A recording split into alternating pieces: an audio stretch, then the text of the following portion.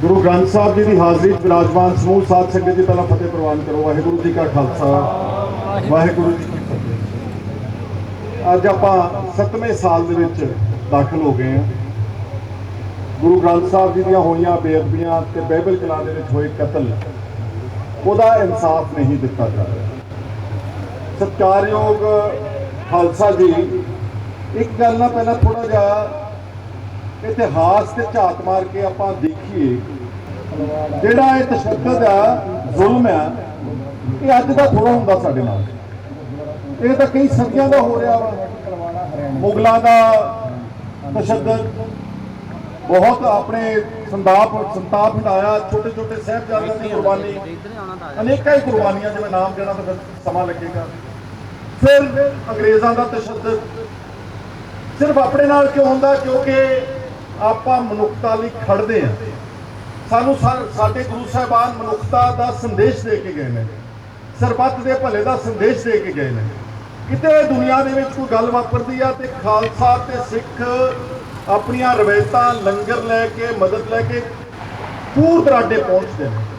Khalsa aid जिहदा Twitter account बंद किया, ट्रैक्टर टू ट्विटर जिहदा ट्विटर अकाउंट बंद किया केंद्र सरकार ने, सिद्धू मूसेवाले का गाना बंद कर दिता। क्यों? क्योंकि आप दुनिया साडा जिहड़ा होका वा वो तो डरदियां सरकारां। हुण आ गई गल बेइंसाफी की, जिहड़ी आपां नूं क्यों नहीं इंसाफ मिल रहा। इहदे पिछे एक वियोंत आ, एक तयशुदा नीति के तहत हो रहा कि जिहड़ियां अपनियां ये दो सूबे ने ना, पंजाब ते कश्मीर, जम्मू कश्मीर, ये एक तो बॉर्डर स्टेट्स ने ते दूसरा एक घट गिनतियां दे सूबे ने। इन्हां दो सूबों, बाकी भारत में की करते हैं मैं नहीं कह सकता, इन्हां दो सूबों में जिहड़ी भी लीडरशिप उभरेगी वो पहला दिल्लियों झंडी लैके आओ। उन्होंने एजेंसियां तो, उन्होंने डीप स्टेट तो, चाहे पार्टी सरकार कोई होवे, एक तयशुदा नीति के तहत हो रहा वा। और जिहड़ा आदमी उन्होंने झंडी लैण तो बाद बगावत करता, उत्ते मुड़ के कोई ना कोई हो जांचा ला देंगे ने। जम्मू कश्मीर तुहाडे नेड़े आ, देखो उत्थे दो परिवारों ने राज किया, एक फारूक अब्दुल्ला का परिवार ते एक मुफ्ती मुहम्मद का परिवार। ते दोनों ने जो माड़ा जिहा स्टैंड लिया अपने सूबे वास्ते, अपने लोगों वास्ते, जो 370 धारा तोड़ी गई, दोनों के उत्ते ईडी की जांच चल रही है, उन्होंने डराया जा रहा, धमकाया जा रहा। साडे अमरिंदर सिंह कैप्टन जी पहली टेन्योर सी उन्होंने अच्छी सी, उन्होंने termination of waters agreement act जिहड़ा पानी साढ़े नहरों का सूं बचाने विधान सभा में मता पास किया, सारे देश की सरकार को नाराज करके, अपनी पार्टी को नाराज करके। लेकिन जो दूसरी बार बने वो बिल्कुल ही गोडे टेके, क्योंकि उन्होंने भी ईडी का जांच शुरू करती, CBI लाती, मगर एजेंसियां लातियां मगर। सो ये दो सूबों के लीडर हुण अपने को 3 सरकारां सामने आ पईयां। चलो पहले आना था वो आप भाईवाल से कसूरवार से, हालांकि वो पिछे भी राजनीतिक गल सी। दूसरी सरकार वो नहीं कर सकी क्योंकि केंद्र तो डरदियां ने सारियां। जो तीसरे आए इन्हां बारे मैं थोड़ी जी चर्चा बाद करांगा।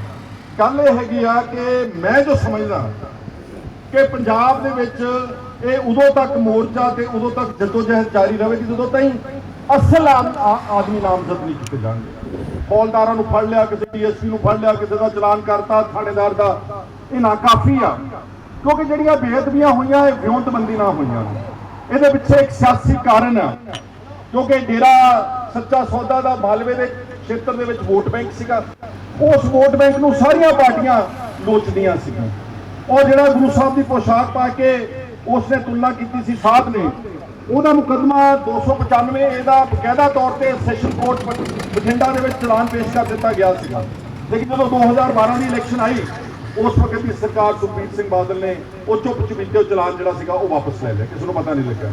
फिर अकाल तख्त साहब का दुरुपयोग किया गया, एक हिंदी के चिट्ठी छाया की गई जिहदे किसी साध ने उसने माफ़ी नहीं मंगी, लेकिन उन्होंने एक तरफा उतों यूनीलैटरली माफ़ी दी गई। और उस बाद जो कुछ होया तुहाडे सामने आ, इस तरह नाल SGPC ते अकाल तख्त साहब का जिहड़े कि असल जिम्मेवार सी इस संघर्ष लड़ाई लड़न वास्ते, ते संस्थावां दा एक फर्ज सीगा, शायद साडा फर्ज नहीं सीगा या आम सधारण व्यक्ति का फर्ज नहीं सीगा। एक उस वक्त का श्रोमणी अकाली दल, एक उस तरह की उस वक्त की और हुण दी श्रोमणी गुरुद्वारा प्रबंधक कमेटी, और एक अकाल तख्त साहब के जथेदार। लेकिन वो तिन्ने ਜਿਹੜੇ ਸੀਗੇ ਪਿੱਛੇ ਦਿਖਾ ਕੇ ਭੱਜ ਕਿਉਂ? ਕਿਉਂਕਿ ਉਹਨਾਂ ਨੂੰ ਸਿਆਸੀ ਲਾਲਚ ਸੀਗਾ, ਵੋਟਾਂ ਜ਼ਿਆਦਾ ਪਿਆਰੀਆਂ ਸੀ। ਉਹ ਆਪਾਂ ਨੂੰ ਸਮਝਦੇ ਕਿ ਸਿੱਖ ਤਾਂ ਸਾਡੇ ਗੁਲਾਮ ਹੈਗੇ ਨੇ, ਕਿਉਂ ਨਾ ਉਹਨਾਂ ਦੂਜਿਆਂ ਲੋਕਾਂ ਦੀਆਂ ਨਹੀਂ ਲੱਗੀ। ਮੈਂ ਜੋ ਕਹਿਣਾ ਚਾਹੁੰਦਾ ਹਾਂ ਕਿ ਅਸਲ ਬੰਦੇ ਜਦ ਤੱਕ ਨਹੀਂ ਫੜੇ ਜਾਣਗੇ ਉਦੋਂ ਤੱਕ ਚੈਨ ਨਹੀਂ ਮਿਲਣੀ, ਸ਼ਾਂਤੀ ਨਹੀਂ ਹੋਣੀ, ਲੋਕਾਂ ਦੇ ਹਿਰਦੇ ਜਿਹੜੇ ਉਹ ਸ਼ਾਂਤ ਨਹੀਂ ਹੋਣਗੇ। ਹੁਣ ਕੌਣ ਨੇ ਚਾਰ ਆਦਮੀ? ਸਰਦਾਰ ਪ੍ਰਕਾਸ਼ ਸਿੰਘ ਬਾਦਲ, ਚਾਹੇ ਕਿੱਡੇ ਵੀ ਬਿਰਧ ਨੇ,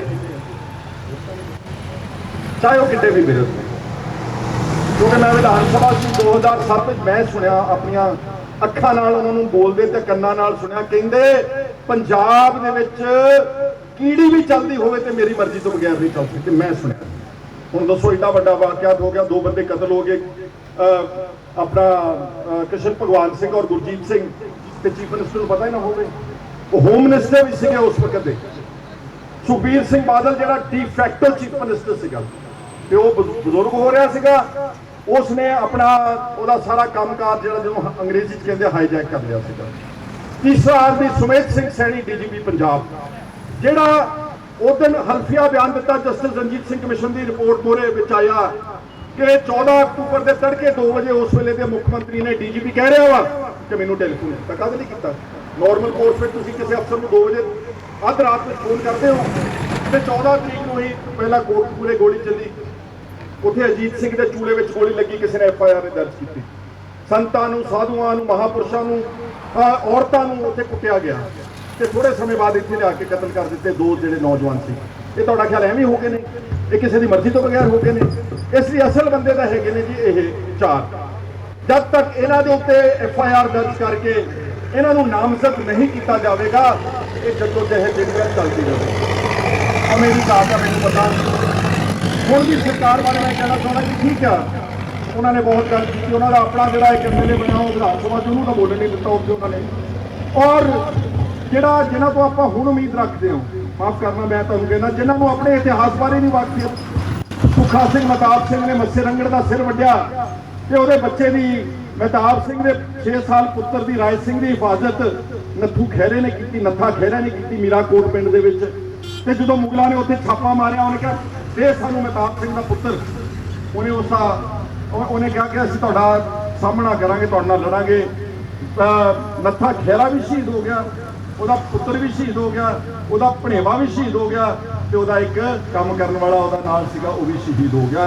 ਤੇ ਮਹਿਤਾਬ ਸਿੰਘ ਦੇ ਪੁੱਤਰ ਨੂੰ 6 ਸਾਲ ਨੂੰ ਮੁਗਲ ਜਿਹੜੇ ਸੀ ਵੱਢ ਕੇ ਸੁੱਟ ਕੇ ਵੀ ਇਹ ਮਰ ਚੁੱਕਾ ਵਾ, ਲੇਕਿਨ ਉਹ ਜਿੰਦਾ ਸੀਗਾ। ਔਰ ਉਹਦਾ ਮੁੜ ਕੇ ਪੁੱਤਰ ਇਸ ਪੰਥ ਦਾ, ਇਸ ਕੌਮ ਦਾ ਸਭ ਤੋਂ ਵੱਡਾ ਇਤਿਹਾਸਕਾਰ ਹੋਇਆ ਵਾ ਭਾਈ ਰਤਨ ਸਿੰਘ ਭੰਗੂ।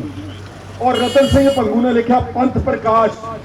ਤੇ ਜਿਹੜੇ ਬੰਦਿਆਂ ਨੂੰ ਆ ਮੰਤਰੀ ਕੱਲ ਪਰਸੋਂ ਬੋਲਦਾ ਸੀ, ਮਜ਼ਾਕ ਤਾਂ ਮੇਰਾ ਉਡਾਲਾ 100 ਵਾਰੀ, ਐਰਾ ਗੈਰਾ ਨੱਥੂ ਖਹਿਰਾ, ਮੇਰਾ ਤਾਂ ਤੁਸੀਂ ਉਹਦਾ ਲੈ ਲਓ, ਮੇਰਾ ਨਾਮ ਲੈ ਕੇ ਮਜ਼ਾਕ ਉਡਾ ਲਓ, ਲੇਕਿਨ ਨੱਥੂ ਖਹਿਰੇ ਦਾ ਮਜ਼ਾਕ ਉਡਾਉਣਾ, ਇਹਦਾ ਮਤਲਬ ਤੁਸੀਂ ਸਾਡੇ ਇਤਿਹਾਸ, ਸਾਡੇ ਪਿਛੋਕੜ, ਸਾਡੇ ਵਿਰਸੇ ਦਾ ਇਤਿਹਾਸ ਮਜ਼ਾਕ ਉਡਾਇਆ ਵਾ। ਇਹਨਾਂ ਬੰਦਿਆਂ ਤੋਂ ਤੁਸੀਂ ਉਮੀਦ ਮੰਗਦੇ ਹੋ, ਇਹਨਾਂ ਤੋਂ ਇਨਸਾਫ ਭਾਲਦੇ ਹੋ।